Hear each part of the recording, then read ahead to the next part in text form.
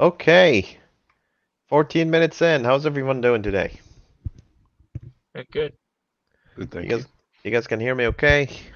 And the Yeah. cameras are rolling, and we are going live. Okay, so just before I get started, a friendly reminder for people who are using ChatGPT, because of the crazy thing that happened today with Samsung. Samsung employees have been putting confidential information, copying source code from their private proprietary repositories, and they're putting it right into ChatGPT.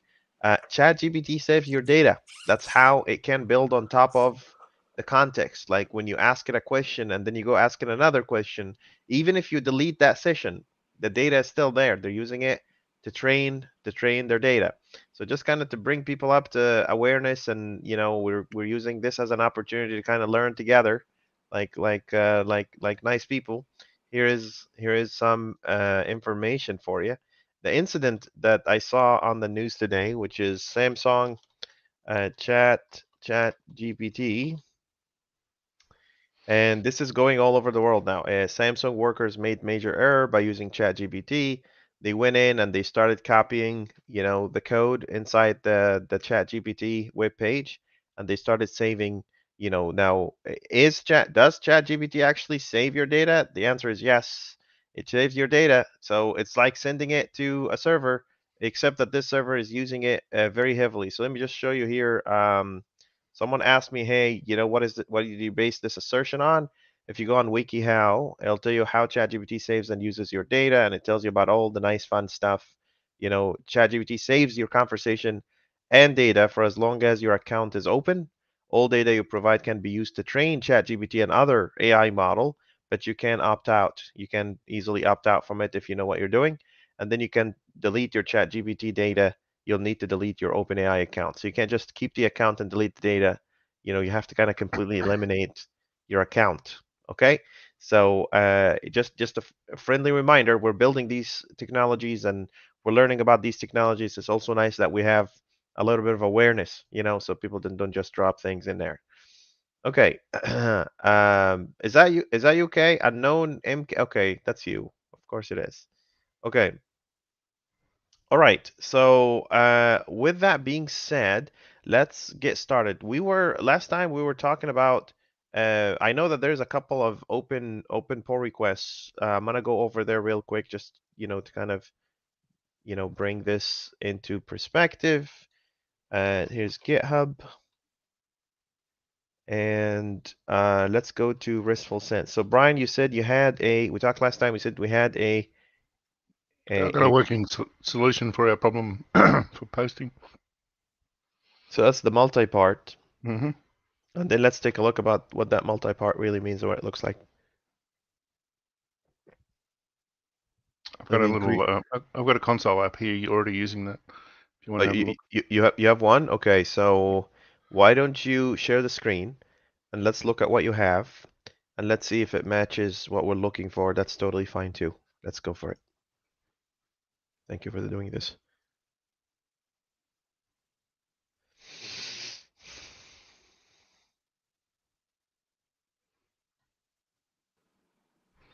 Gotta make sure I get the right screen.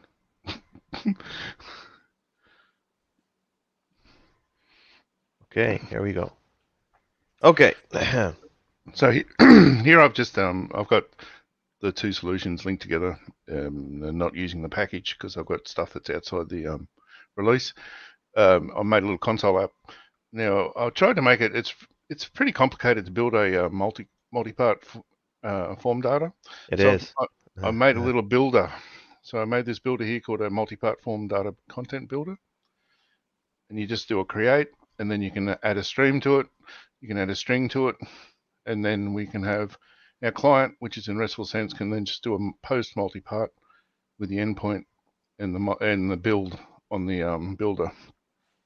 So is this builder gonna be something that ResfulSense offers?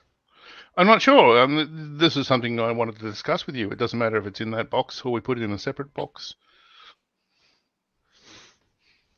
It's your product there. But yeah, I'll run that and show you how it works. I've got a breakpoint there at the end of that.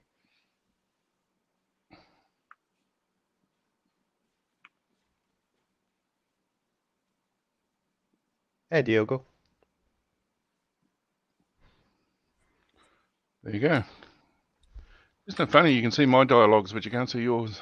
Yeah, for some odd reason, it's Mm. probably because my I made a mistake. My PC is controlled by my organization, so they turn on and off things, right? The good news is that I'm buying in a new PC, kind of jacked up everything on it, so it's I should be able to kind of share things, but this one is fully controlled by the organization. So anyway, so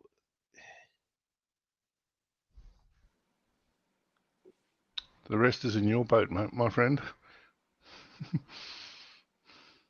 okay, let me tell you my dream for this Mhm. library, and then maybe, we can make things a little bit closer between us because I'm also sometimes I'm gonna ask for things that are just impossible, right? Like when I told people, hey, give go figure out a way to, I mean, this whole get a random number thing wasn't easy, but we have a solution for it today, right? But here's the deal. I still need to pay the guy his money though. But here's the thing. ResfulSense needs to have two things, right? Or two types of models. There's the generic models.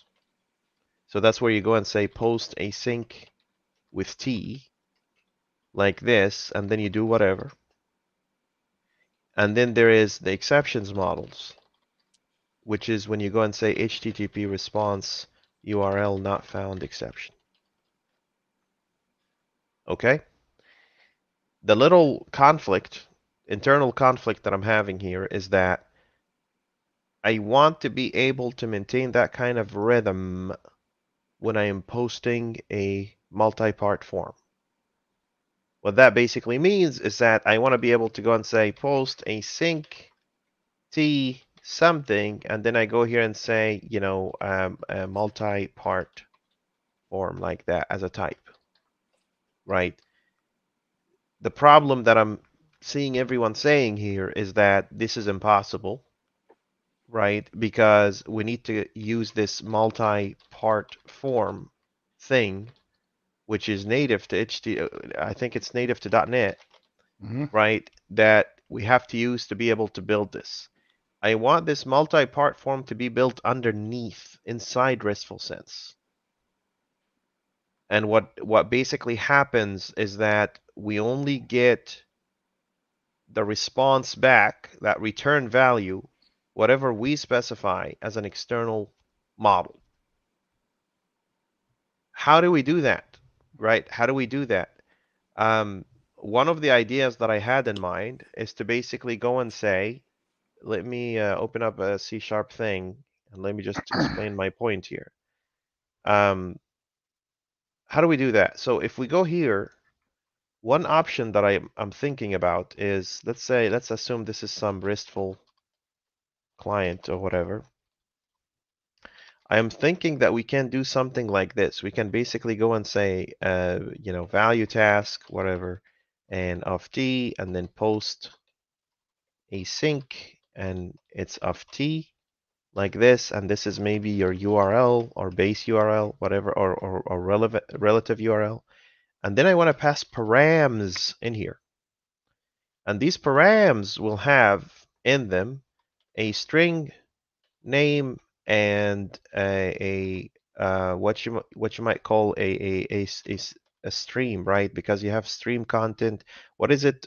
String content, file content. Isn't that what you're passing in? File content, string content, stuff like that. Is that right, Yeah, Brian? yeah. I'm passing in a string content and a stream content, but you can pass in many. Right. Where do these guys inherit from? They inherit from byte Uh, array content, right? So maybe byte array content like I think they, this. I think byte array content might actually inherit from HTTP content. I'm not sure. Couldn't, Is there a thing called HTTP content? yeah, Cool. yeah. So something like this, right? And these are your parameters. Okay, so let me just break these down just so people understand. So now that you offer this, right? Now what's happening is that when you're using this method, I'm just gonna say return default now because it's annoying. But now that when you're trying to get this back, or you're trying to utilize this or calling this post method, you basically want to go and say, this is basically a structured model in its own way, in its own right. What that basically means, like, let's say you have public foo, public void foo, like this. I want to be able to go and say await post, or yeah, sure, post async, right, of some model. Let's say, I don't know, I have public class something model. And this something model in here, right, takes in some relative URL, but also it's going to take in an array of these. So I can go right here and say, okay, so this is one, but also I want to pass in a name, let's say a purpose, right? And the value is string content, right? So that will be a new string content of whatever, new string content. Is that how you structure them, Brian, like this? Yeah. So Right, but I was laughing how it already had fine tune in there and you. yeah, oh yeah, it's stealing. I don't know what's happening, but yeah, we gonna it's gonna take us a while before we kind of grow. So anyway, so now watch this. Now you're basically structuring that model, and you're passing as many as you want in there without having to worry about anything else. And this guy is still gonna be your return type. And then whatever we pass in there, we need to kind of start creating that multi-part form underneath, Yep. right? So I could move my builder code inside and basically use it to iterate through these parameters. Sounds good. We might also need to kind of do something like string content type or something like that, right? So that's where we go and say, hey, this is, this is multi-part form or something like that. Is that right? No? No, because each HTTP content has their own type. We can even say post form async. I'm okay with calling it that specifically. Mm-hmm. What do you I'm think, good with it. Elvic? Do you have any thoughts? Elvic doesn't like it. Tough shit. Deal with it. What do you got, Brian? No, I actually like it. I can probably get that done within 10, 20 minutes.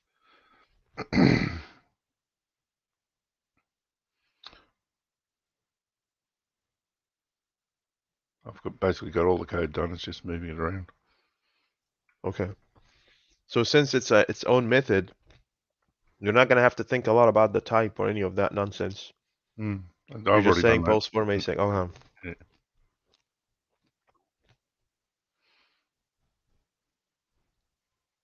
Yeah, I think that might be okay. Since this is native to .NET, we can basically go here and say file content. What's it called, Brian? Stream content. There's string content. There's what? Stream. There's streamed. Yeah, sorry, my accent. You're fine. Stream content, and that guy takes in whatever. So this is where you go call in the stream that you pass. And look at this thief. It's stealing everything.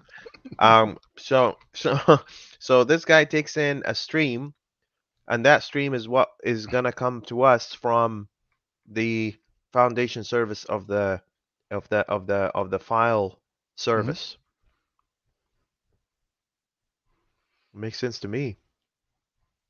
Now the real question is, we're gonna pass in that stream through the orchestration service. So that means you're gonna have a foundation service that takes in a stream as an input parameter and returns whatever that model is. A stream to me is just like a list or a string, or because it's native to the framework. So I think it's gonna be okay, even though it's not quite primitive. I can't think of it as primitive. But what we can also do is that we can have the return model to be a partial of the existing model. So the model that we get back needs to have that stream in it as a return type, right? We can negotiate this. So anyway, this is what I expect ResfulSense to have.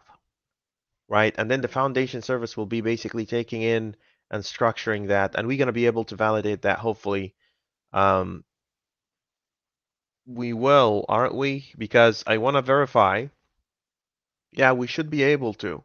We could say it is the same object as or same as, and we basically structure that. Yeah, it should technically work. I hope so. I don't know. We'll see. You know, that's the beautiful thing about these sessions is that while you think you got it all in hand, you realize, oh no, no, I don't. Not at all. Okay, let's go back to the file service in here. Where were we really? So let's go back here. We had Kailu create the first failing test. Who made the test pass? Was it you, Brian? Yes, I think so. Okay. So let me just pull latest here. I'm gonna run all the tests just to make sure the world is good. When was the last time Elbic wrote code? Not that last session, right? Was it? Don't you remember how I was struggling with file broker? Oh yeah. Oh, we had a little bit of fun there.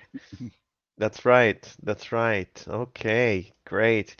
Um, so what's the next step? The next step is, I guess, you know, we need to, there's no validation. Oh, we do actually. We pass in an input file path. So let me go and create invalid file. Kailu, thank you, Kailu. Kailu already created the stuff for us. So all we have to do is just really exceptions. And then under exceptions, I'm gonna go create a new model. And I'm gonna call it invalid file exception, right? Um, and inside that invalid file exception, we're gonna take from exceptions. There you go. And then this guy can be public because it's gonna be exposed to the outside world. Elbic, I'll let you and your community kind of take care of the documentation of these things, okay? Cool. No, you don't want to do it? Go. Yeah, cool. That's great. Message. File is invalid. Invalid file error occurred. Fix errors and try again. Elbic, did you know that this is a word? ERR? This is an actual English word. Do you know what it means? No. It means Error? error. It means error. I What's didn't the know that. what's the quote, Brian? To something is to error. Something like that. You're on mute. I mute every time I go to cough, and then I forget about it. I use it in the term like to err on the side of caution. Uh-huh. Uh-huh. Yeah. I thought you'd like that, you know? I didn't know that until like 5 years ago. So all right. So let's do a file validation exception. File validation exception in here. And this guy is like this. And then we're gonna take in exception. And here's CTOR. And here's exception. Oop, exception. Inner exception. Base message.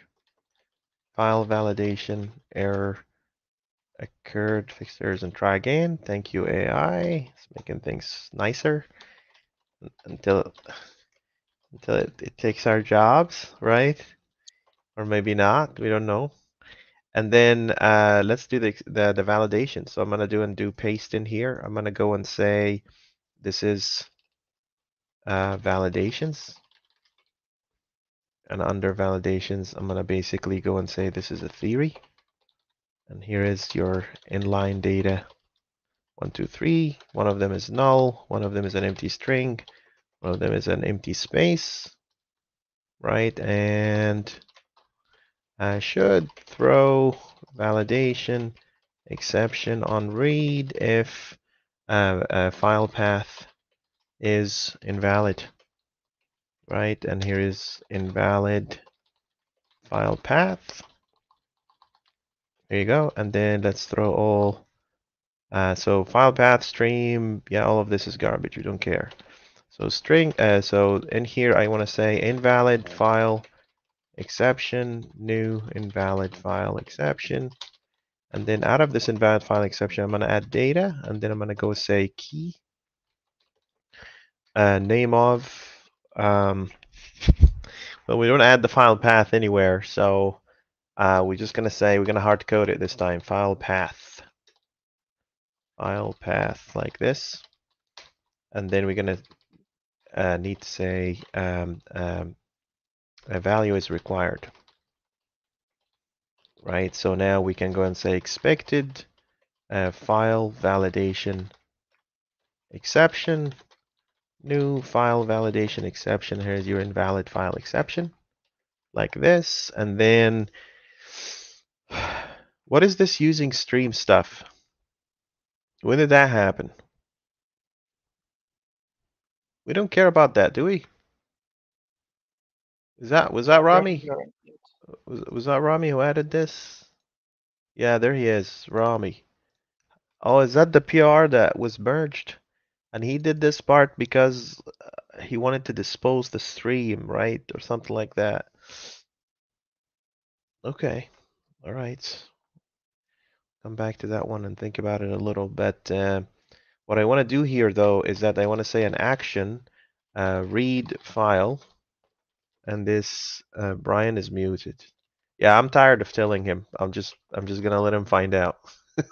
I told him many times. At this point, you know, validation, actual file validation exception equal assert throws validation. Yeah, this is good. This should be read file action. And then we basically want to go and say the exceptions should be actual file validation should be equivalent to expected file validation exception. We want to also verify that this guy was never called. It is any string, right? String. And this is never. And then it's Elbic's turn. Elbic, do you want to play? No? Yeah. You want to write Shoot code it. today, son? You don't like code? Let's see. So this guy should give us nothing really. Should basically say I expected you to fail, but you didn't fail the way you're supposed to. So let's find out here that I'm giving you the right errors. Yeah, no exception was thrown. Great. So take this.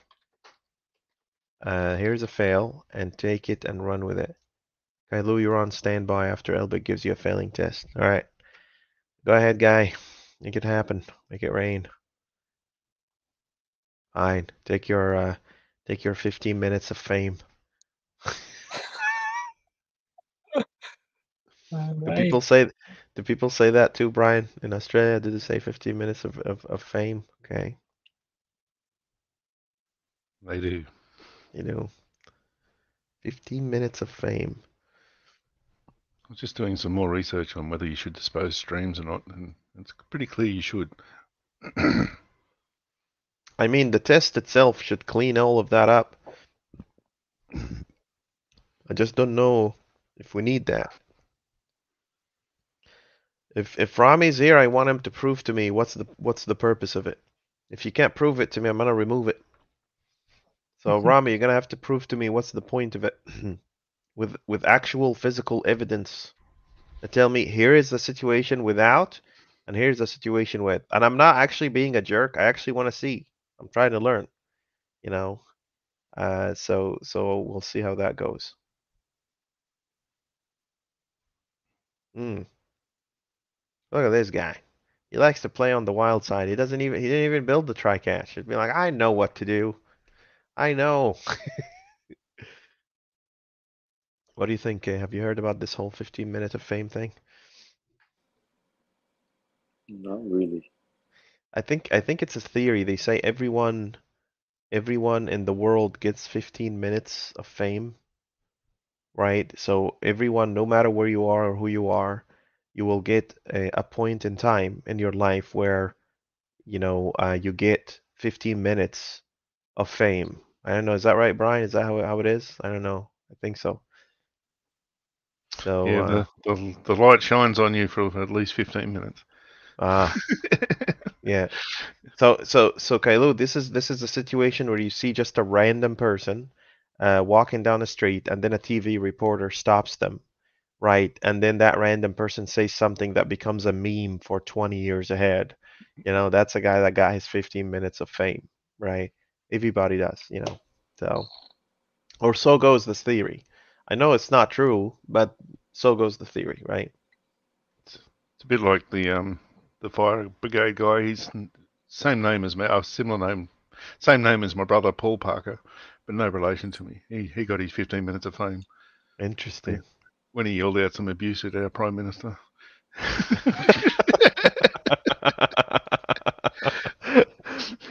Interesting. Interesting. Okay. All right. Yeah, that's very interesting. Um, 15 minutes of fame. 15 minutes of fame. Yeah, I like to dig into like the things that people say and where did it come from. Like sometimes we say things, we know what it means, but we don't know where it came from, right? And if you know where it comes from, it becomes even more interesting when people say these things. Like do you remember, Parker, I told you like the word deadline, it Mhm. came from a line that people put around prisons, and if you cross that line, you get shot, right? It's a horrible, horrible word, right? People are using it casually, like, oh, what's the deadline? I don't know, dude. I told you the meaning of the word threshold. So threshold back in the day, there was no flooring in your houses. They basically Mm, put down hay, and they used to call it thresh. And yeah. they used to have a board across the front of the door, and that held the thresh in the house. So that was the threshold. So Catalan said, if we do not dispose the stream, parallel tests runs will fail since the file is open. But there is no file, brother. We're mocking it. You're not really getting a real stream. So does this still stand, right? While Elbic is doing this, let's try to break it. So if I go here, let's see here. Let's see this theory. Um, if I go here and basically go on to the passing test, what you're saying here is that this using will fail if I run tests in parallel. So I'm going to create a dummy test in here that does the exact same thing. Okay, I'm going to say one like this. You have Correct to me if, remove all the usings to be fair because they're just aliases. well, I did. There's no using here and there's no using here, right? But Oh, where's all the usings. I see. yeah, Yeah. yeah. Oh my God, did we put more in here? Okay, cool. So Cool. Okay, let's see. I wanna see it. Like, teach me this, right? Okay, so you have this, and what is it, Brian? Is there anything else I need to modify other than this? Okay, so what I'm hearing is that if I do it this way, these tests will fail. Well, let's find out. So if I run all of this, the only test that's gonna fail is the one that I just gave Elbic. But other than that, I don't think anything else will fail. See? This passed and this passed. So what are you guys talking about? Huh? well, we're talking about stream etiquette, not what you're doing here. A stream etiquette? Yes, because you don't what you're doing here. You're just sort of getting away with it because So you're saying you want me to write code even though it does nothing for me. That's what you guys are saying. I'm just saying you're teaching bad habits. So the other thing that I could think of is basically going onto the settings area in here, and I go and say run tests in parallel because that's what really he's trying to say. So Catalan, here it is, run tests in parallel, and I'm gonna try to run this, and let's see what happens. Nothing, absolutely nothing. Oh wait, no, no, yeah, absolutely nothing. See? So what are you guys talking about? Hmm? So unless you prove it to me, I don't know. Or maybe I'm wrong. What up, Syed? Okay, let's go back to Elbic. It might be valid, maybe. Well, I still want to see it even in real life scenarios. Like are you telling me that if I run multiple scenarios in parallel using the client where I'm reading a file and I don't use using, it's gonna fail? Prove it to me. Yeah. And that should read file test, the read stream and expected stream are pointing to the same thing, right? They should be, because read stream and expected stream are supposed to be the same thing. Whatever we return should be the same as the one we receive from the broker, right? Or are you talking about deep clone, Diogo?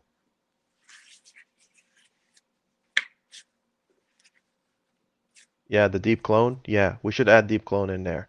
So you're saying if I add deep clone in there, yeah, we should probably add deep clone. I agree. Deep clone in there. Why do we not have deep clone implemented in our? Let's take a look here. I think you tried to look for it the other day and couldn't find it. Yeah, I think you're right. So if I say deep clone, there it is. Right, deep clone like this. I'll leave this as a code drop for anybody to pick it up. But do you think that would change anything? I don't think so, but let's see. We do deep clone to make sure that if the person modified what happened here? Expected actual stream to refer to system IO's memory stream. Okay. But found something else. We'll have a problem because this says the same as, so it's looking at the same memory. I want it to say be equivalent, should be, let's see, readable, writable. Yeah, this has nothing to do with using either. It's just comparing primitive to primitive. So, should not be the same as, should be equivalent to. It's not going to give me equivalent to on this one. Fluent assertions is missing a way to compare streams though. Yeah, that's the problem. So how do we solve that problem? So we can't use deep clone. And we could use compare logic though. Like if I go and say, do we have compare logic in here? Compare logic equal new compare. Yeah, we do. Nice. So compare logic dot compare, and then I can put actual stream, an expected stream, and I can go and say r equals should be true. So this is another way where we can kind of compare things. Let's see if that works out. What do you think? Do you think it's going to work out? Let's see. What does compare logic actually do? Oh, it pretty much does what Fluent Assertions does. It's just giving you a better API that you can play around with. What am I getting here on the side? No need for further validation. Should I move to exceptions? Yes. Yes, move to exceptions. So compare logic would do the trick for you. It's pretty much just a different API to do comparisons, deep comparisons on nested models. Okay? So we can do something like this. We can even be cute about it and just produce a thing that will kind of override, you know, it still uses compare logic, but it's basically doing a little bit of work in there. We can even verify that. Like if I go into read file and I say, okay, you're giving me a stream like this, right? I'm gonna assign a variable to this and return X. But what I'm gonna do to X is that I'm gonna change it a little bit, right? I'm gonna say position, whatever. So now if I go and run this test, let's go and run this test just to verify that compare logic is actually doing what it's supposed to. This guy should fail. There you go. It's saying, hey, I expected you to have this, but have that. It's not working. Cool. So compare logic would do the trick for us. We need to think about how to make it pretty though. Like we figured out the make it work, make it right. We need to figure out how to make it pretty. All right, going back to Elbic. You have a failing test yet? No? Let's go, son. I'm getting older. Brian, Oh, watch. Yeah. I posted all those exceptions in Discord yesterday. Just give the brother the so Elbic, there is argument there's argument exception, and then there's argument null exception. Path too You- long, directory not found. all of these are Oh, dependency validations. Dependency validations. So I should probably do theory data with, right? With the dependency validations, yes. Yeah. And you're just gonna say invalid invalid file exception that will take in an overload of an input parameter from the exception itself. Mhm. Let's go. All right. So do you want me to, when you get ready, I'll read them out to you. There's 7 of them. just like this member data, right? Unless someone brings me a good argument about this using thing, I'm gonna remove it.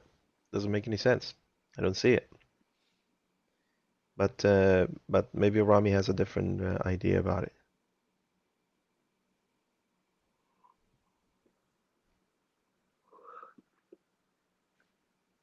How are you doing, Kay? Good. Good. Okay. Okay.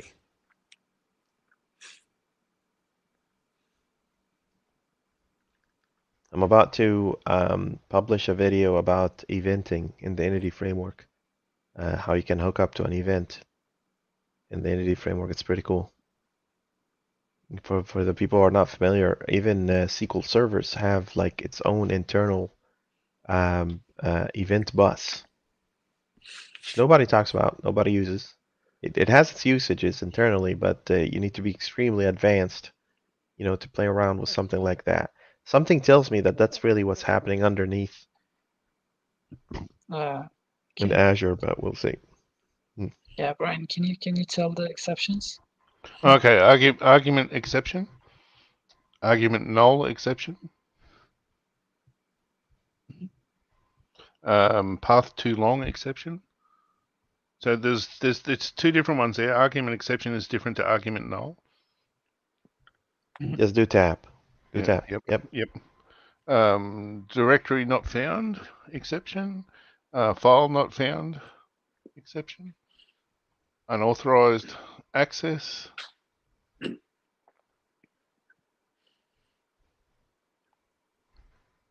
and not supported exception, and IO exception. Okay, so Elbic, we're gonna have to break those out a little bit because Yeah. just like we do with HTTP response not found, we need to say file not found file exception, and we're gonna change a couple of these, but the ones that you can do right now that are just invalid, you could just stick with argument null exception, path too long exception, argument exception, all the way up to that. That's okay. Everything underneath that is its own localized exception. Yeah. These Okay? are kind of dependency validations, right? That's correct. That's correct. Do me a favor and put argument exception above argument null exception when you get a chance. Yeah. Cool.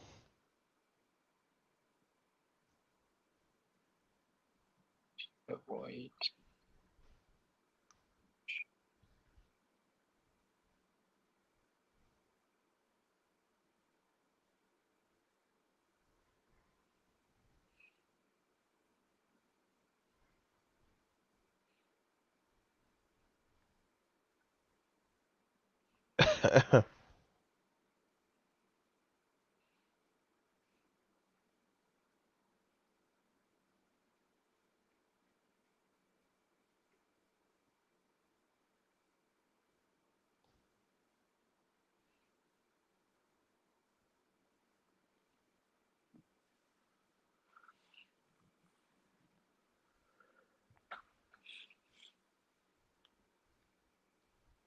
All right. So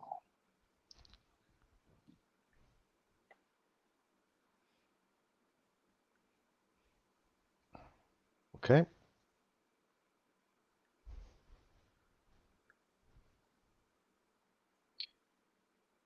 how we call our exception here, localized exception.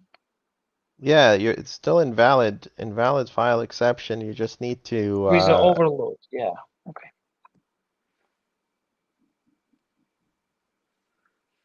Or except that this overload will take an input parameter that's a native exception, right?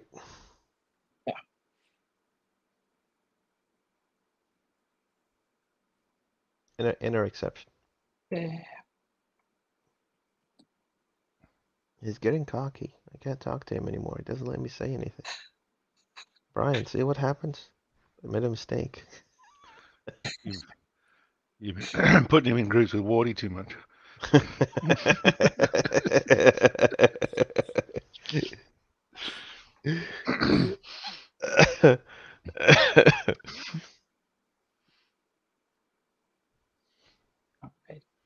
We could probably wrap this foundation service tonight.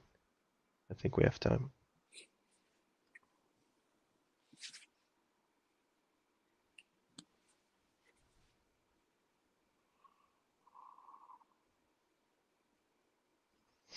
Okay.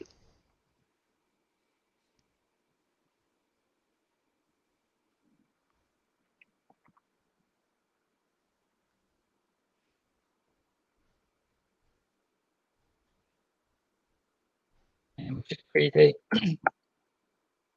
new need- exception, right? Well, first of all, create some file path at the top. Mhm. Right? Because that's how you're basically saying, hey, this is right.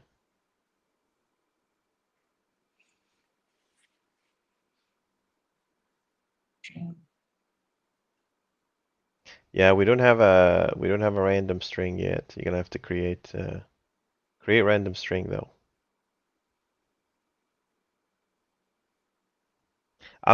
Sorry, Elbic. I'm okay. Can you type in create random file path? See if it gives, because I could swear I created one. Oh yeah. Yeah. There you go. Perfect. All right. So let's go and create a new exception here. Dependency validation exception. Yep. File. Let's see. Can you see my little window here or not? I can only see the exception window.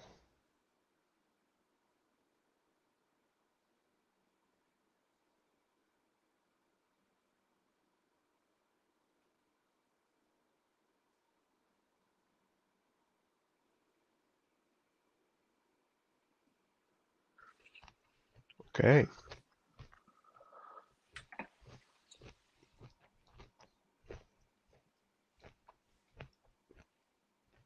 And then see.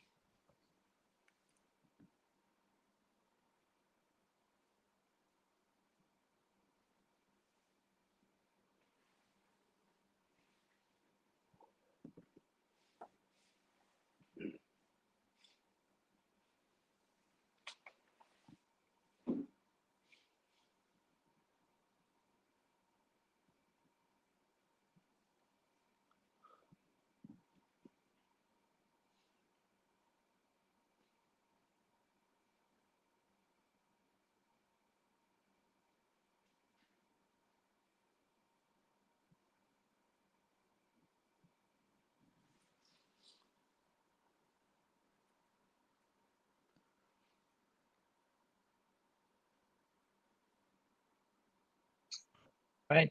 So I should probably make a broker to throw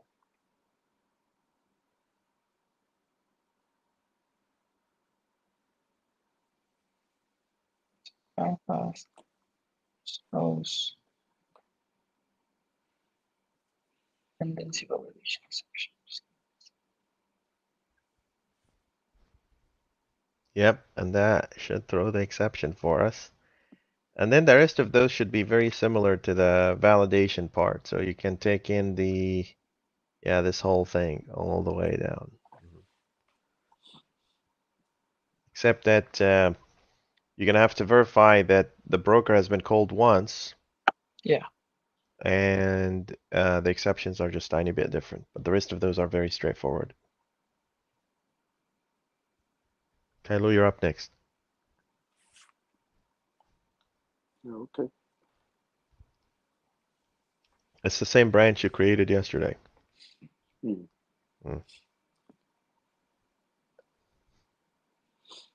Here we go.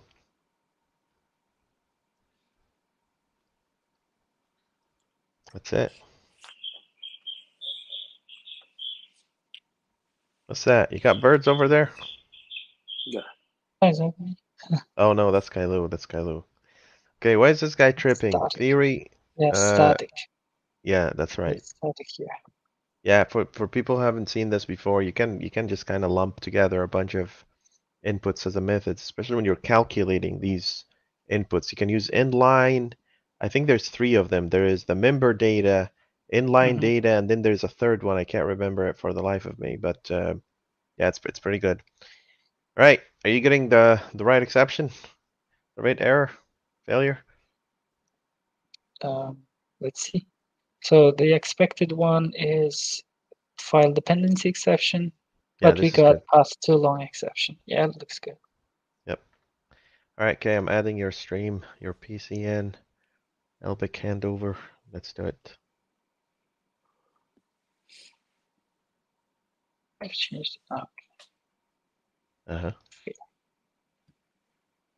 Take it quickly. Okay.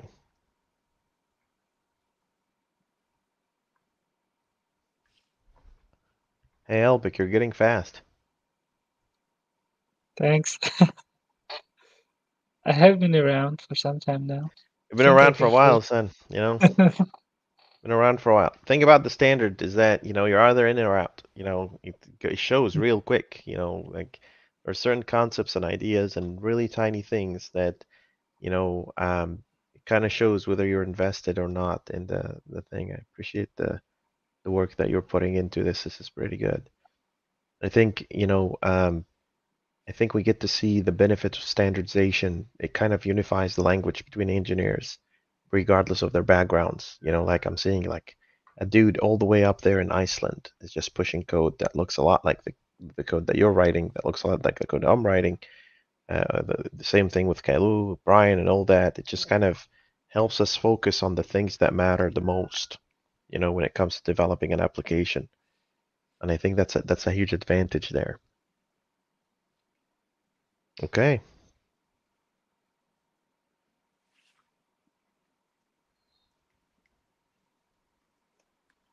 One nice thing for StreamYard, it would be nice if they put the name of the person. Microsoft Teams does this. It puts the name of the person that's sharing the screen.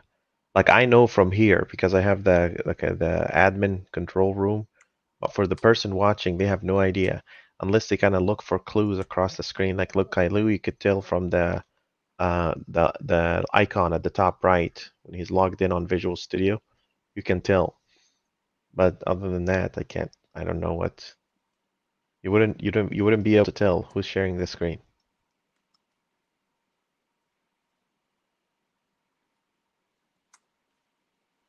Now the real question is, Elbic, if I do this, do you see your name? Your name's changing? Like, do you see? Is this happening? Yeah, Nice. the And then, borders are different, I guess. ah, Yeah, which it's circular. One is which one is better? I should give you access to this account because I know you do streams as well, but I know you're using the free version. Mhm. Um, you don't have to do that. You could just use my account, man. It's totally fine. Okay. And then there's loop. Did you know there's a loop, where you get to kind of give people a countdown like this? Did you see that? That's What that's was when it? that's when you're about to do a stream and you're Uh-huh. counting down, right? Oh. So you're giving people 30 seconds countdown before you start the stream, right? Mhm. I Yeah, I just saw that. Yeah, I don't like the music aspect of it. We can make our own like 30-second countdown, like people counting every number in their own language. That would be hilarious. People will be so Yeah. confused. And then what is this thing? The overlay. Let's see what the heck this is. Ooh, look at that. Do you see it? Yeah. Live with StreamYard. And you can add your own overlay, of course, and all that, but that's pretty neat. Yeah, I like it. I like how we're trying things on a live stream instead of just sitting down and trying all the options. Okay, what is this guy? Logo? Oh, look at that. Powered by live stream. See that? I don't have a logo. I don't do any of that nonsense. Just show me some engineering work. I don't care about the whole You know, This one. my friend Josh McCall has been trying to convince me to turn off the lights and put in like these little, kind of low Mhm. lit lights in the background, like how streamers Mhm. do. And I'm like, listen, dude, I'm just a guy who creates content. I'm not a content creator. I just blurb content out there, and then, there's a very specific kind of type of audience that will enjoy something like that. But other than that, I'm not trying to make a TV show. That's what I'm trying to say. It's just a bunch of people doing really nerdy things, and that's basically what's coming in here. All right, okay, that guy's out. We're good. Oh, do you have a failing test for me already? Not yet. So, Just catch the what? file not found. Oh, not found. Okay. Yeah, so there's an exception that file IO is throwing. It's called file not found. And this is Okay. going to be one by one because we're going to have specialized, like localized exceptions for each one of these, right? Brian, is it file not found? Is that the right one?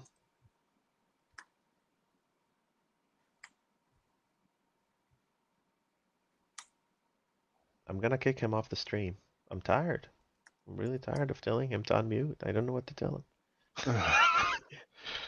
One day, if I don't have the flu, I'll be a lot better. I promise. If I didn't like him so much, I'm tired.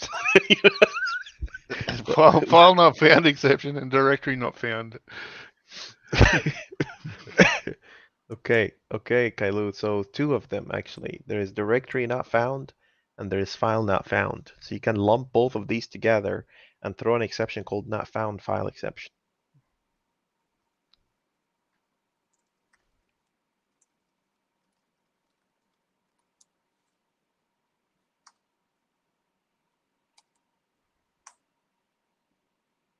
Kailu, you can do two of them. So you still need to do member data, but you're having file not found and directory not found exceptions. Yeah. Elbic, why did you call it file exceptions? Because we file validation exceptions, right? Yeah. I was thinking about file validation exception. Okay, sir. So okay. So in here, these two will be file not found and directory not found exceptions.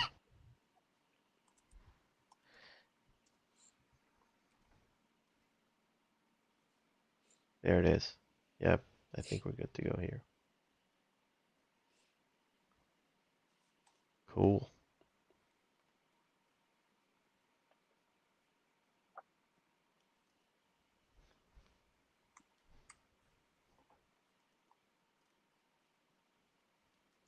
So Elbic, on the topic of documentation, you're only adding in the exceptions that will be thrown out of a particular method, right? But there is no description to the method itself at all. So you're just saying, here's the exceptions that will be thrown, and that's it, right? Yeah. I Now, thought we don't need summary of the method because the name is very specific and clear.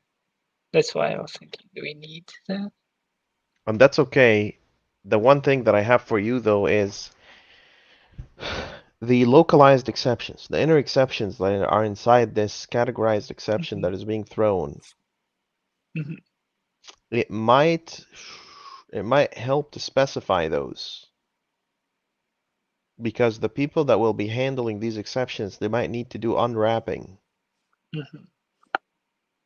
So if we tell people, hey, expect that you're gonna get not found file exception, or expect that you're gonna get invalid model exception or something like that. Well, if you're gonna go documentation, let's go full in, right?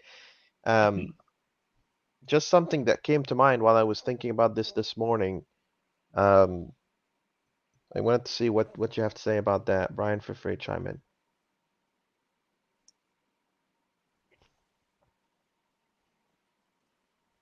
So how is it gonna look like then? Or probably what we I can have no do, idea. since we I was thinking to add the documentation to the constructor of the categorical exceptions. You know, since we get to the inner exceptions in the constructor of the Mm, category exception, we can put this little XML on top of the constructor itself, or I don't know. I don't know, because it will be shown when we are using the constructor, but yeah, I'm not sure whether it will be shown when we need or not. I know. How do we solve that I problem? need to give it a thought.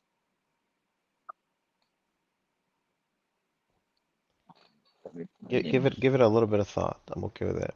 Mhm. AK, is it my turn? Yeah, I think so. Let's go.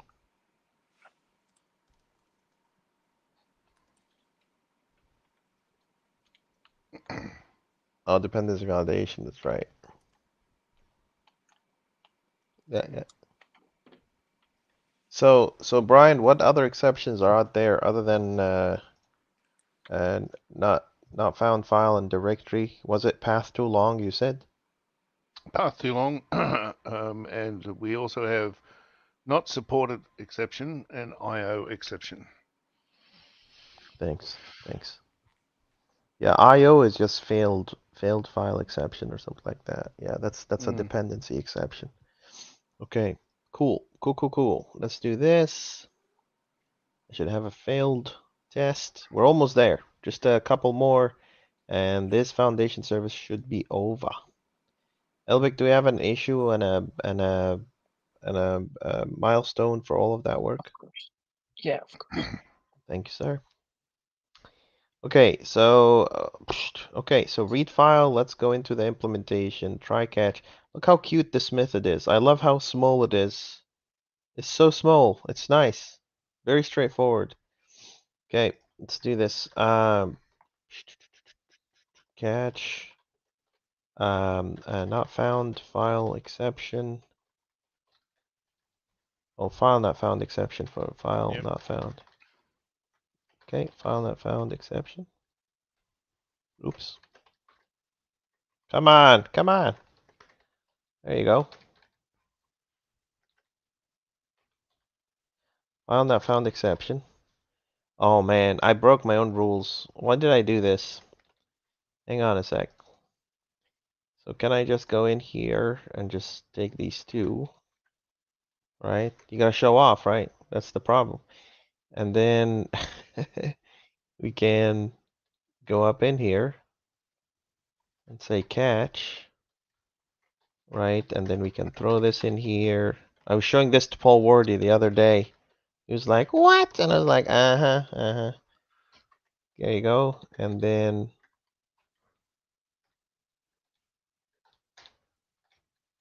so var not found file exception, new not found file exception. Kailu, did you add this as an invalid Probably, invalid? yeah. Gosh dang it, Kailu. Okay. I'll fix it. Throw new file dependency validation exception, and then not found file exception. So you're writing two at the same time. All right, so it's also invalid, but this message is much clearer. You know, so it's talking about the file, the domain, and there's something not found that we need to work with. So let me go take that model in here. Here you go, and here's this. See, programming is just like practicing anything. You do it every day, even if you think you know what you're doing. you're gonna run into a lot of issues and a lot of things, and that's your journey, right? And then you get better and better and better at it, you know. And before you know it, you're not even thinking about that stuff anymore. You're thinking more about what needs to be implemented in terms of business domain, because it takes a lot of energy from the engineers that are writing a system, sit down and argue about, oh, which regex and how are we going to validate emails and which style do you want to do. I know that there's like 60 to 70% of the time that engineers do, they're wasting it on, you know, what methodology they want to follow, right? And this argument and religious wars between engineers continue. If there's standardization, you don't have to have this discussion at all, you know. Sometimes it's even worse. Sometimes engineers will be like, I don't care, do it however you want. And then the code base becomes like a real spaghetti code of different schools of thought. You have no idea what's being written in there. All right. So, Brian, you said the one that's, sorry, the one that's left is the IO exception. IO exception. And what was the other one, Brian? Not supported. Not supported. Thank you, sir. So this is file dependency exceptions. Cool. That would be a dependency exception. And that will be failed file exception. So this is us going in here and saying failed file exception. And then you basically are throwing some copyrights in here. And we're basically going and saying, here's your exception. CTOR, take in that exception as inner exception. Is your base message. Failed file error occurred. Contact support. Right, and here's your inner exception, and then in here we can basically go and say Control KE. There you go. And then we also need a file dependency exception, which is basically what's going to take that error and report it as a dependency exception. And oh gosh, I hope you guys are not hearing the desktop noise because it was just like it's really bad. Elbic, double check, keep me honest with the keeping these exception classes that I'm creating, keeping them public, because that's what the user is going to need, right? Contact support.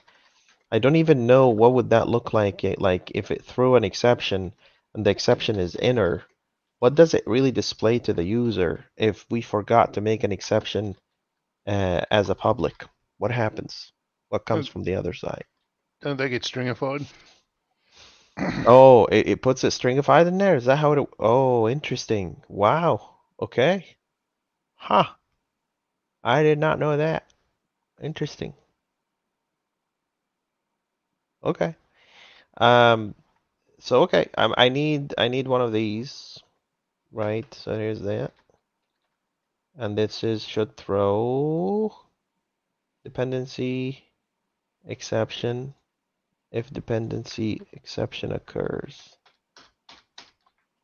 If file error occurs, right? And this is file dependency exceptions. There you go. And this is file dependency exceptions. And then we also want to map that to failed file exception. Right, so that takes that guy in here. And then that is your dependency right here. And this is not invalid anymore. This is failed file exception. So that goes like this. And then we don't have validation anymore. So this will go in here. Control period, update, file dependency. I'm pretty sure I butchered that one. Say file dependency exception. There you go. Okay, so you can also do like that. Oh God, what's happening? Visual Studio is just showing me colors and things all over the place. Yeah, that should be it. Brian, you ready? I have a failing test for you. Huh? You wanna go to town? Sure. Wanna go to town, come back from town and tell us what happened in town? Okay. Expected. Ex Have you pushed yet?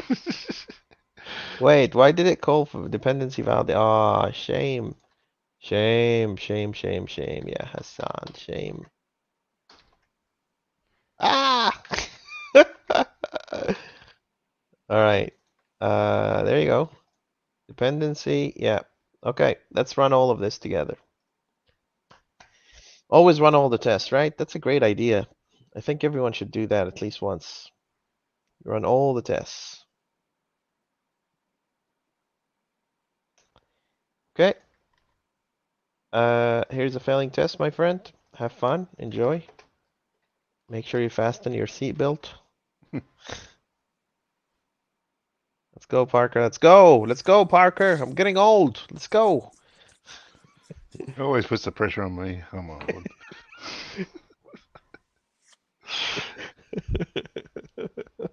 Just make sure I got it all.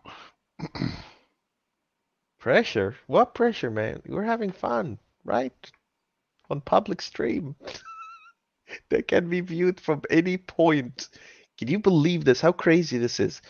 Anyone, anywhere in the world could just go into the stream and watch you. Anywhere. That's Alaska, Antarctica, North Pole, South Pole, Mars, outer space.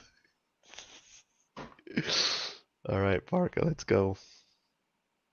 Is there any other exceptions other than these two that the last two that I just put in? I think that was the end of it. I think we got them all. So the last one we need to do after this one is the service exception, and then we have a pull request. So where are we? We're in our local files. Mm. Nope, we're in the models. In the services local files. Oh, all the exceptions that we created are wrong then. They should all be called local file. So invalid local file exception and local file dependency exception. It's okay. Keep going, Brian. You're fine. That's an oversight from me because I'm talking about 50 other things. And Elbic is there. I mean, he's there. Kailu doesn't want to be controversial.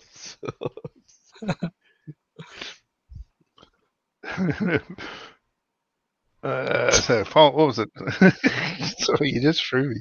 File, was it file not found? No, which one's? IO. Remember IO and not supported, right? Yeah. Was it IO exception or file IO exception, Brian? Tell me the truth. Check. We have IO exception and not supported exception. They're the two we're targeting. Yep. Cool. Let's go. Let's go.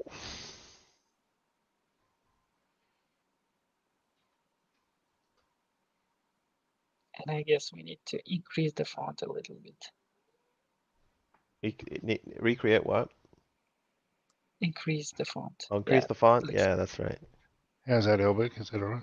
Yeah, he's on his laptop or tablet or whatever he's using. I think he's on his phone. I think he's on his phone. He's writing code from his phone. Let me let me tell you guys a little story. Kailu will never relate to this. It never happened, with Kailu or I. But we had this guy, we were building this massive project, like massive project. And he basically worked throughout most of that project on a tablet. He was writing code on a tablet. Kailu, that never happened to us, right? We never saw anything like that. It was weird. And I asked him, I even asked the guy, I was like, why are you doing that to yourself? He's like, I want to see how far I can take that tablet before it just crashes and burns. How much code can I put into it? Tamura says, is there a more eloquent way to catch all these exceptions? No, that's the most eloquent way because this is not on the business logic. It's sitting behind. It's sitting behind the scene. And why are you putting the exception in a variable? Because we're localizing it and we don't like chaining. I like to make things a little bit more readable. It takes a lot less cognitive resources from you to read the code. Code that's hard to read or smart, not in a good way, it will take you a minute to read. You need to be able to skim through it real quick and know what it's trying to do. That allows you to go through much larger sets of code and stuff like that. But hey, we're always open for evolution, an upgrade. So if you go into our code and you think that there's a better way to handle these exceptions, that is not the generic nonsense that some people do, the catch-all, people putting middleware to handle exceptions from 50,000 different services. Yeah, that sounds like a great way to, yeah. Anyway.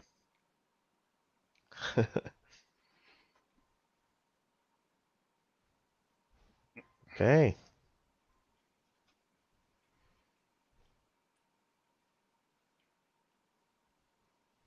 Mm-hmm. How's that look? Looks great. Take the empty line and run the test, and then write me a failed service exception, and we should call it. Do we rename all the exceptions today? You mean did we catch all of them? No. So right now you said that Oh yeah. instead of local file, yeah. Oh yeah. So what's gonna happen is that just because it's boring, it's not really. So you know, it's kind of a kind of I just forgot, right? Just kind of slipped my mind. What I'm gonna do is that Brian's gonna write a failing test. You're gonna take that failing test and you're gonna make it pass, and then create the PR. Just update all file to local file, and we should be done for today. Super Alright. quick and easy. Easy peasy. Easy peasy. Okay, so Brian, do you know what the failing test that you need to write is? No. The service exception. Yeah. How do we do it? Copy and paste. Copy pasta. If I were you, I would write it down. You know, I have to say this, given enough time, you do something, specific something, you can beat copy paste. Because copy paste will require you to go through every line of code and make sure that it looks right. If you're just typing and you're going through, that's a different story. So anyway, give it a shot. Try to write it from scratch, Brian. Try. Give it a shot. So we're in the integration test, is that right? Yep. In the integration test. No. What? You got me lost. I'm already lost. Okay. A failed service test. I'm not going anywhere. I'm gonna sit here and not help you and just watch you do it. Because you're gonna have to write it. Sorry. That's where it is. Mm. I love it when you do this stuff to me. Mm. So this is the general exception. Oh, I get it now. Yeah. Yes, it is. Yeah. I'll look at one of the other ones.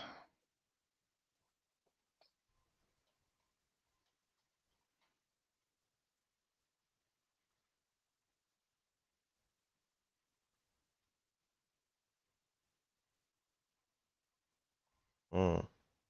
This one? No. I don't know. Let's write it, man. Let's just write it from scratch. We have to. That's your moment. Let's go. Let's go to the exceptions that read. Let's write one from scratch. And you can take all the time in the world. We have 20 minutes. We'll wait for you 20 minutes to make it happen. Mm-hmm. Okay, here we go. There you go. Parker can do it. Parker, you're the shit. You're the shit. You're the shit. Mm-hmm. I should throw it. Mm-hmm.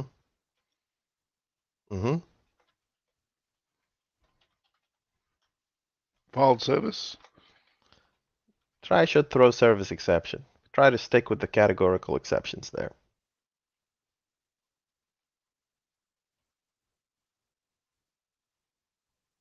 Mm. just that it. Mm,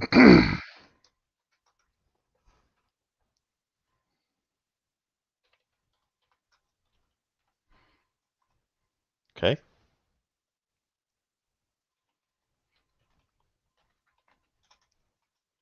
There you go. He's picking up speed. Elbic, why are you judging the guy? Just let him do his thing.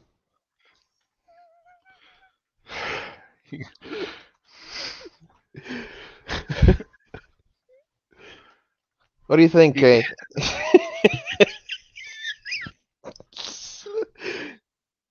Nope, you can't look anywhere. You're gonna have to do it from memory. Sorry. You're gonna have to do this. Brian is like, I'm never coming on this stream again.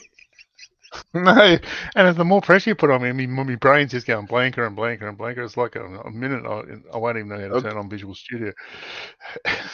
Okay, I won't say anything to you, but you can't look anywhere. You're gonna have to do it on your own. That's it. Even if you do it wrong, do it wrong. Let's get there. Elvick is so entertained. It's just like, I know the answer. I know the answer. No, I feel I'm in the Brian's shoes right now Shoes. because the same I was feeling the same yesterday. Oh yeah, we had a little bit of fun with you yesterday. Oh my God. Be like, what? File broker, what do I do? What am I supposed to do?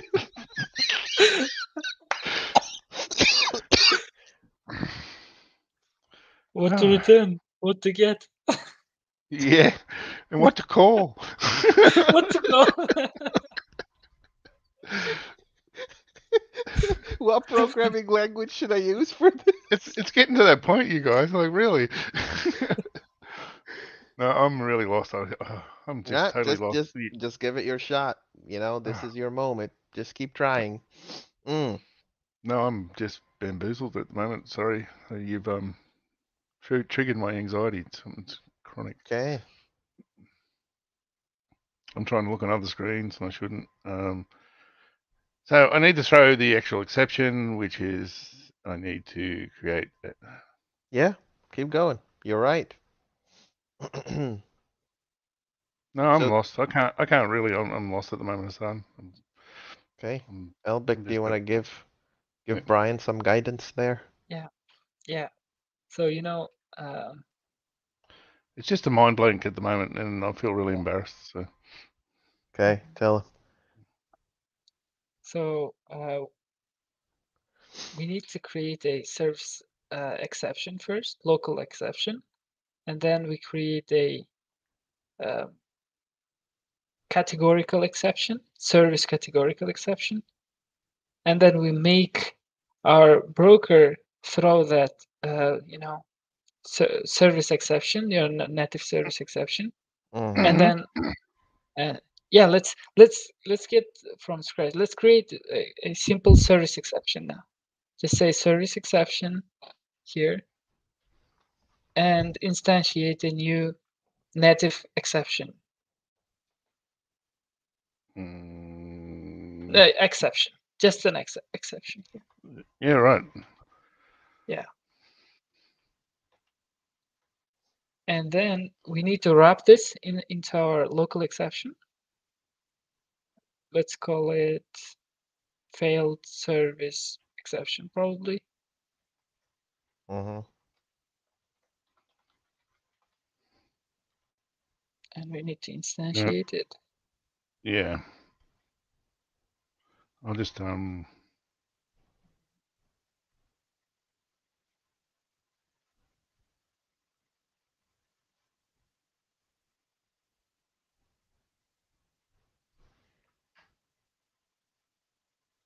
Elbic, is it failed service exception or is it failed local file service exception?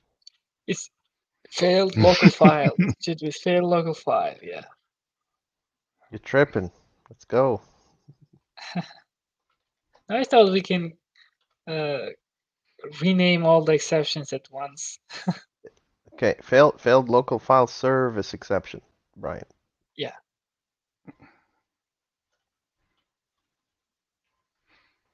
Okay.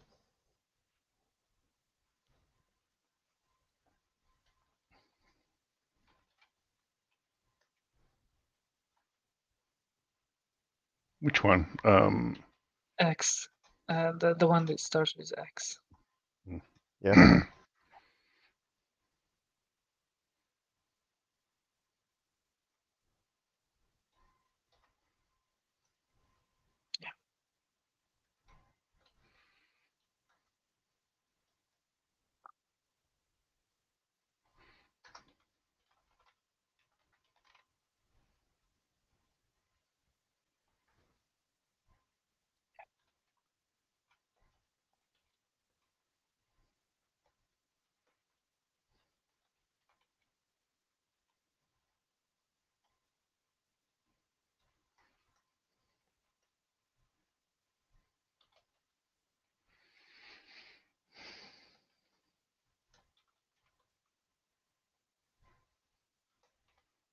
Do you want to use the word local in here? Or, oops. Yeah, probably we should use it, right?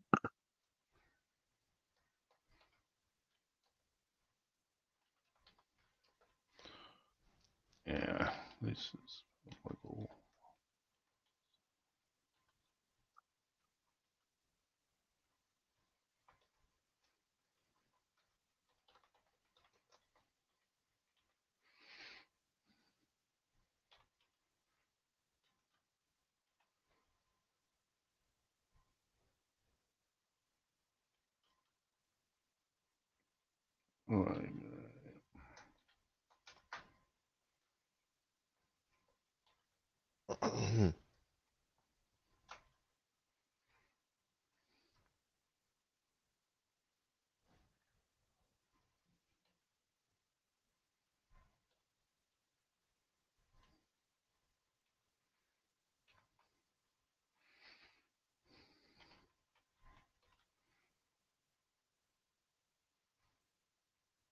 Okay.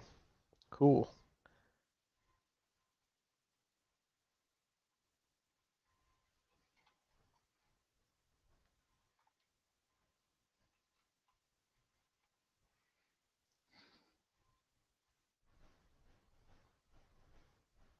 Hey.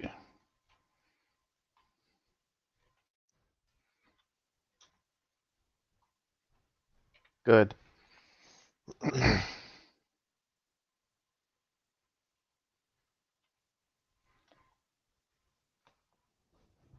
So that's the local, right? Yes.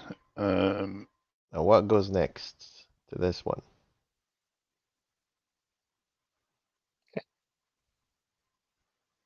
Sorry. Categorical exception, probably. Yeah. So probably file service exception, local file service Expected. exception. Expected. Expected, yes. Yeah.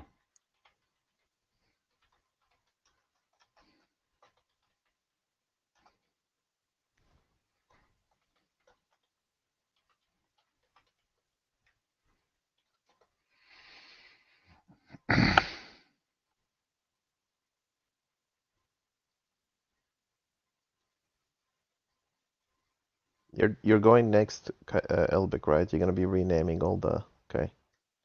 This one you wouldn't need to rename though. This one is fine.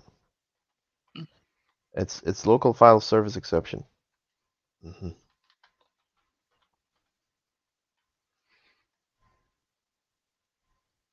Okay.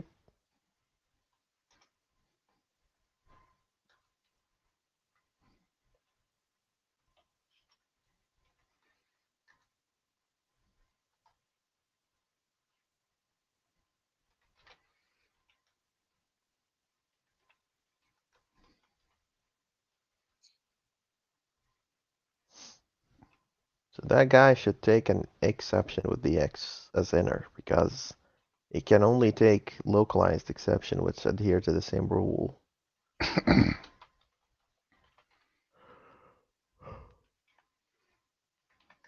Cool.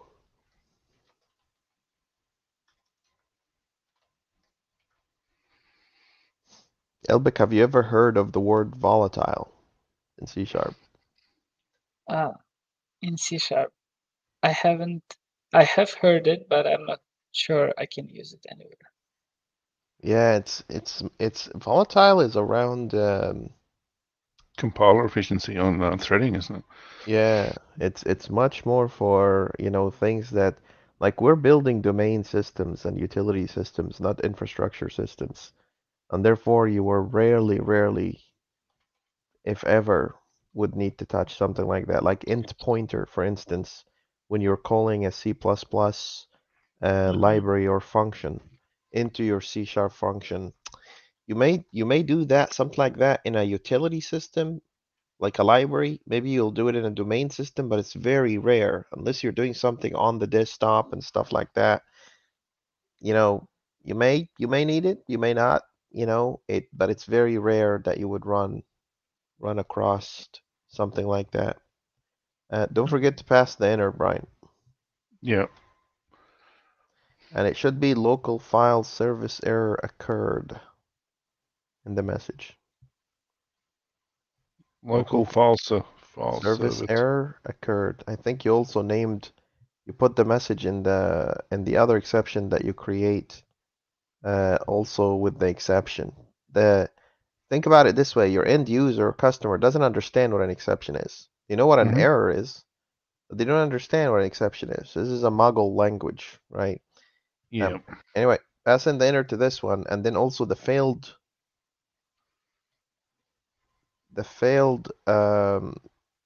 local file service exception should do the same thing. Yeah.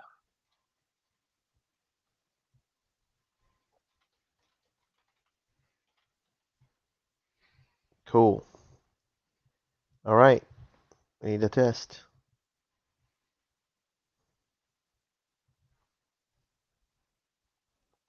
Yeah, there's some weird keywords.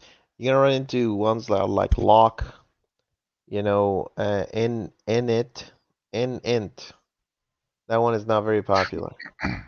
I showed people that one the other day, I think. There's nobody does do while anymore. You know, nobody does that anymore. It has its uses, but nobody really cares. People don't think this way anymore. Okay, Brian, we need to throw the exception, right? Yeah. So I'm going to set up my brokers. Yeah. Yeah. Uh, what, I have to get this into this. Yeah.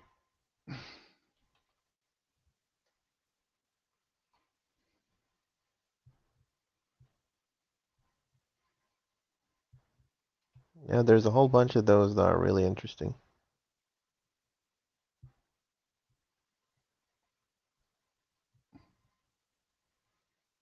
Let's set up. Oh.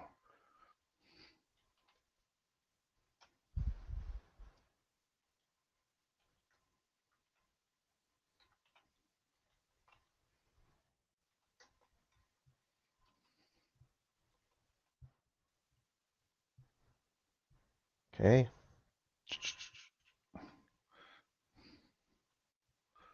Oh, did we put it as any string in the previous dependencies? Okay, good, good.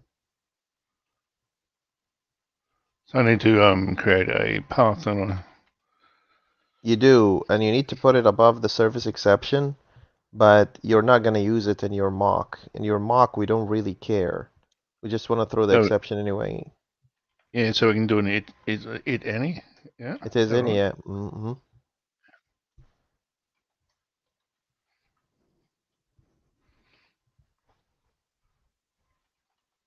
Okay.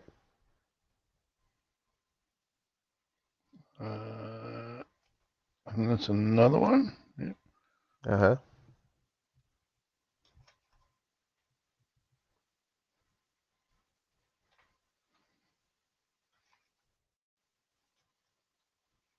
How do we? I'm gonna mock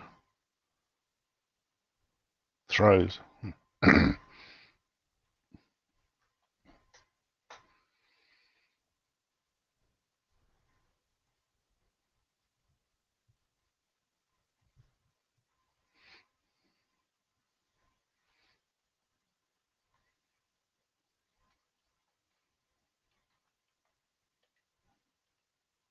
What's wrong there? Why aren't you tidying up? Hmm.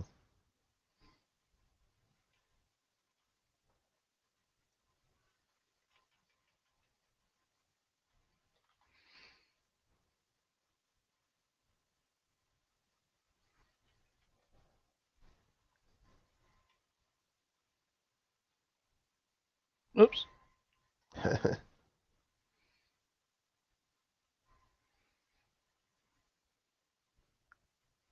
How you doing, Kay? So I have to catch this as an action. Uh-huh. Should just copy this.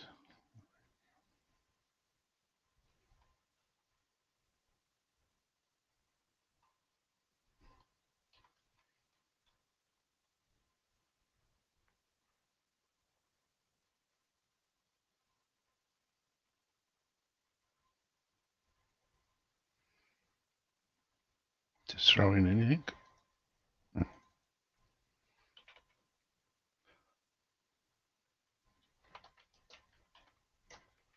Okay.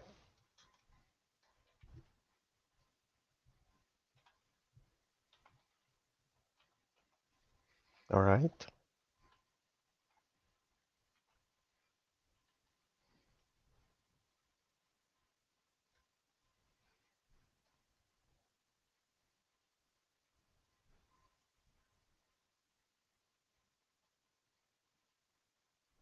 I'm going to copy this. Sorry, I'm breaking your rule. Mm-hmm.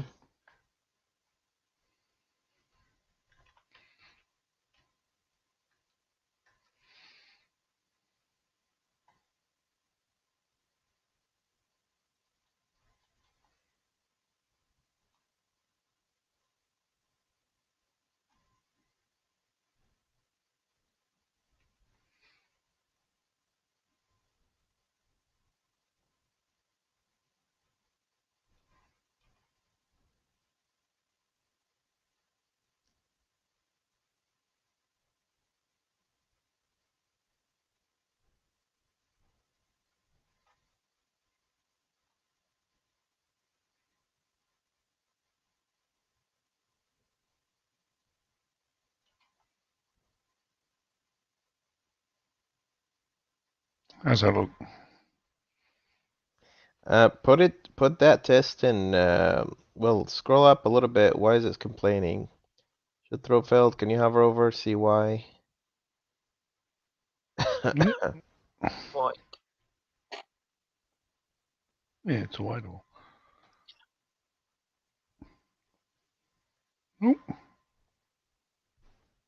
So why is it async, right? It shouldn't be async, should it? No. Yeah, we're not awaiting anything, right? Yeah.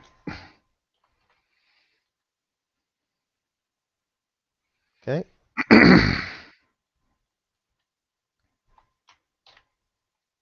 Don't know why my keystrokes aren't working. KD. Nope. Put that Brian. Put that file name in WIP and send it to Elbic. We'll change a couple of things. This one? Yeah.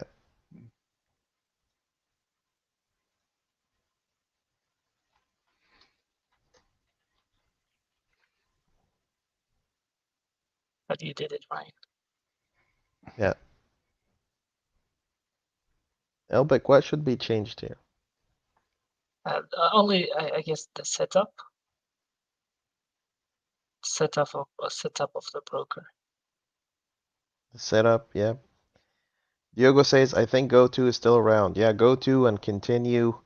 Every time I see continue, I start wondering to myself, you know, what led that, like right now you're starting to see these things and you're starting to wonder yourself, like why these certain practices are still around, you know, but I'm pretty certain that there are still usages for them. I don't know. What? What happened here? Elvic, is that your screen? Yes. Why aren't Pulling you it down, yeah, pull and I Brian's don't screen. have I don't have the whole code here. It's half of it. Brian, did you push everything? Did you save? I'll just do Yeah. another one. What? No, you still have. Yeah. Go. Yeah, go ahead, Elvic.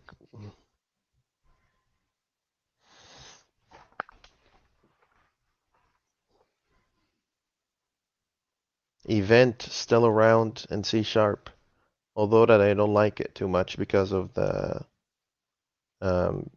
because if one fails, the rest of them fails. Like if you register events, it's accumulative, it's magic. But if one event fails, the rest of them fail.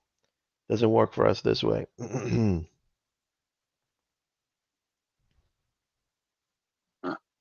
So Call this some file path to find the type. Break all of these exceptions into the next line. Let's see here, what else? Expected local file service exception. Yep. Specify the type on that one. And then let's see here. Break that one. Expected local file service exception as well. So that's that. And then service exception, you have the action, you have all of that. Great. Read file action. This is all good. Equivalent to blah. All right, let's run it.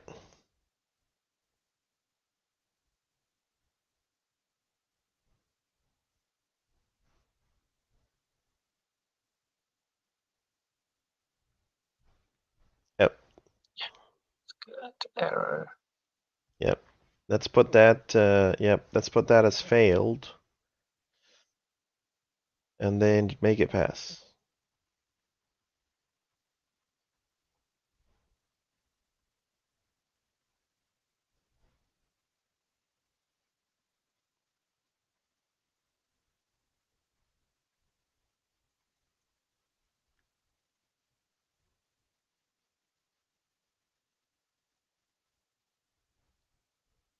We're gonna have at some point in time to determine whether we want to call that exception that we catch a service exception or just an exception. I'll keep an exception like this for now, and then we'll see what we can do with it later.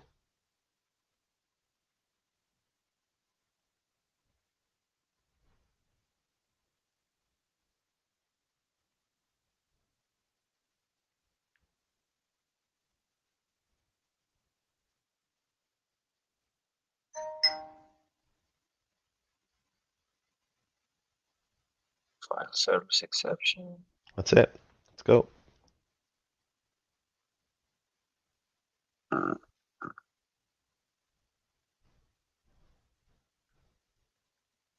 Looks like it Very failed. good here. It passed. Okay. All right. So create a draft PR for this, and sorry, create a PR for this, and then make sure you fix.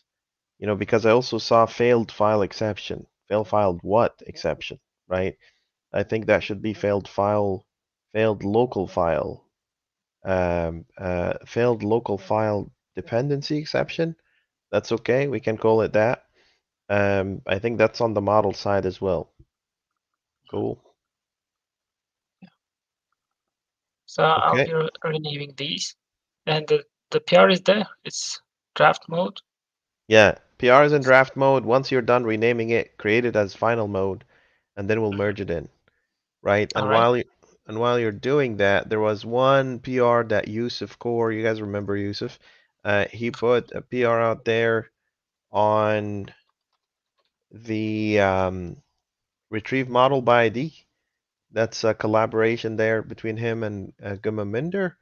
And if you look at not the file read, retrieve AI model by ID, I think there has been a lot of comments there. I think please rename PR. You already this is already done. Is there anything that's outstanding? Yesterday edited. Let's change the exception to be more descriptive. Invalid AI model exception.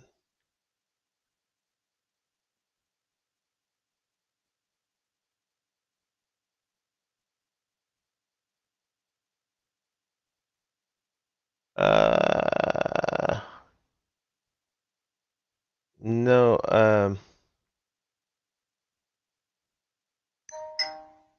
Elbig, where did you come up with AI model name provided cannot be null? You wanna create a special exception for that? Is that what you're saying? Why not Yes, just, since there's only one. doesn't I thought, matter. should we loop through it? Yeah, Look how many lines of code you need to write. so what? Tomorrow they're gonna have another couple of other properties. Uh-huh. Look, two things.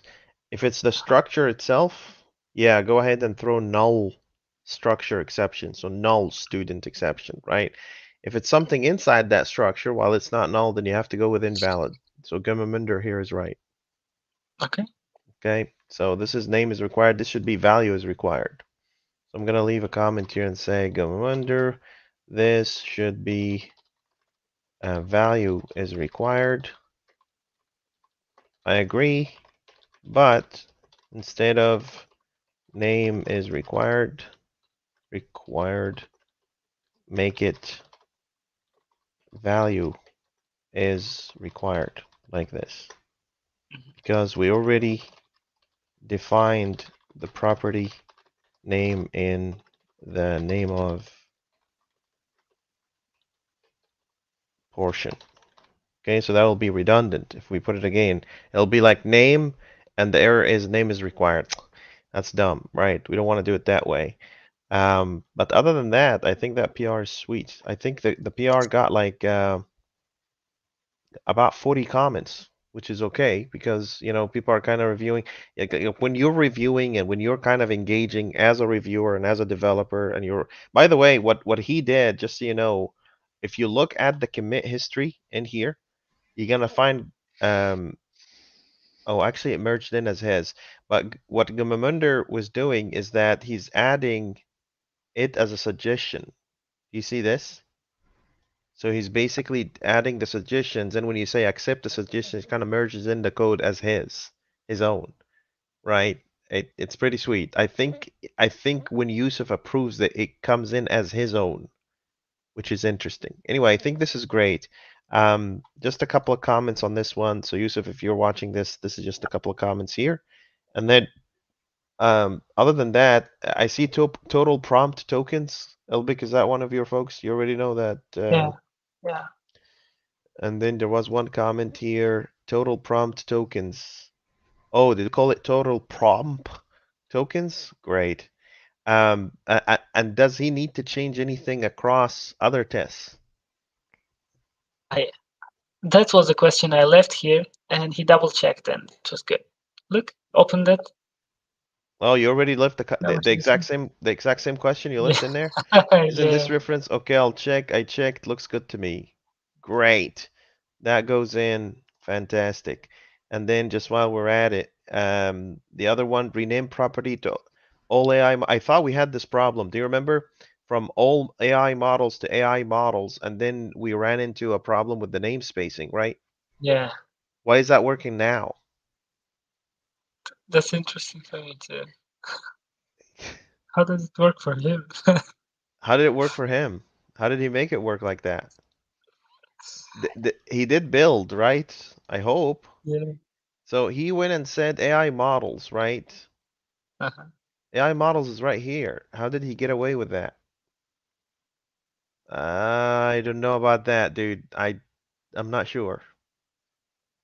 I mean, the build says it builds, but I could swear. I mean, it's recorded. We have a video of it. I need to pull it down and look at it. And then this is Javlonbek dev. And he basically did what? He just did add the iDisposable, and this is why it was complaining every time we do a build. Yeah, Okay, it was one of the three.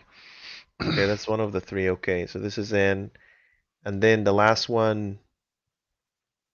So this is file read. That's the one that we just worked on, and this is Yusuf. This is the one that we have to do at some point in time. We could just convert this into an issue. It doesn't have to be hanging in there.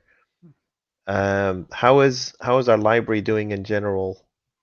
Yeah, we just hit 300 and what is it? 323 downloads, which is great. What does that put us in terms of ranking OpenAI? Did we get to page 1 yet? It would be nice. Oh, look at that. We're getting really close to the top of page 2. That means give it a couple of other iterations, you'll see us going at the top. Originally, we were at the very bottom in here. So now we're just going really fast up the ranks. Just so you understand how NuGet does it, you'll find other libraries that have more downloads, but nobody's using them. So it's really heavily based on activity, right? So the more we create projects, the more we put these projects in the pipeline, the more you're going to kind of go up ranks and people will be able to leverage this library and this amazing work that we put in there. Okay, so other than that, just a couple of comments and this weird PR. Do I just merge it and see what happens? No, let's No. not. No, let's not risk. I mean, it says it built successfully. What did the commander say? Looks good to me. How did they do it? Am I stupid? Dude, I swear you and I were writing this. You were writing this by hand.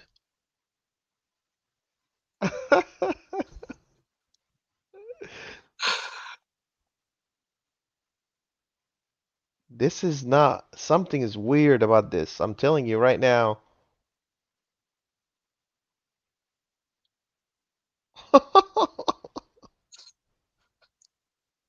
Maybe GitHub is tripping. It's very likely that GitHub's driven. I'm telling you. So what is this? Users. Oh, it's even pushed from an outside. Okay, I'm not gonna merge it. What I want from you though is just tell him show me it's running on your machine. Look. Let me just tell you this. I can literally go onto where's Visual Studio? I can go in main, right? I'm pretty sure this guy must have thought we're just a bunch of morons when he saw this issue. He must have thought, why did they call it all models like that? Who would do that? And then he went and fixed it. And then it said, look, it works. How can these people, they keep saying that they can write code and stuff like that, but I don't see any intelligence, any sign of life here in the naming convention that they have. No. Let's try this together. I honestly, I'm pretty sure there's something that is missing either on our side or his side. Something is missing. Let's see here. So he basically went and said, this is all AI models, right? So he called this AI models like that. Yeah. So if I go and rebuild this,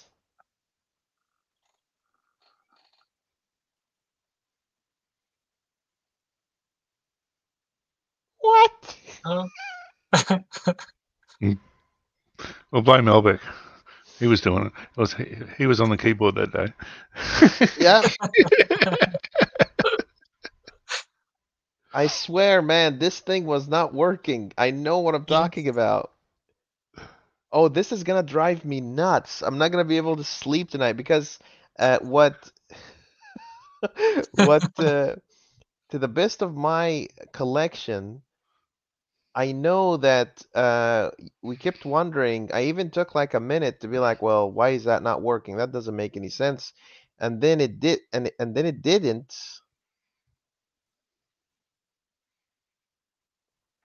I'm not crazy, you're crazy. I know that there is something up in that. But anyway, okay, if you got it to work, that's fine. Oh. Did we change the namespace? No, it still says AI models. Yeah, I don't know, man. There's a ghost in this machine. I have no idea. But anyway, I guess his proposal is okay. I'm gonna merge it. I'm gonna merge it because why not, right? You gotta live on the crazy side of things, right? So I'm gonna merge it, and we'll see what happens. I'm kind of impressed and surprised at the same time, but hey, it works, right? So why not? So that's in, and then the other thing is just the foundation and this. This guy just needs the renaming, right? And then once it's that done, you are authorized to merge that in. Because I just wrote the code with you, so I have nothing to say. And then tomorrow, do we go build the client for this file? Elbic, is that what we're gonna do? No, no. No, We need orchestration service. there's no client. There's no client. Not for this Wait. one. We Yeah, can't even yeah. build an orchestration service, right? We need to go build the fine-tuning stuff. Mhm, mhm. And I heard from Ricardo that we don't need to wait on the file upload capability to do the fine-tuning stuff. So, well, hopefully Brian will be done with ResfulSense by tomorrow, and then we can build an actual broker for that. What do you think about that, Brian? You can do that? No? Hmm. Should be easy. My only issue is these parameters you're passing in. They're going to be tuples, or what do you call them? No, params. Yeah, Params of tuples of string and HTTP stream or HTTP content. yeah. I need to work out how to pass those and make sure I get the right one. Cool. Sounds Mm. good. Okay, friends. Thank you so much. Appreciate it. Let's keep going. Let's keep going at it. We'll get it done. Talk to you later. Take care. Bye.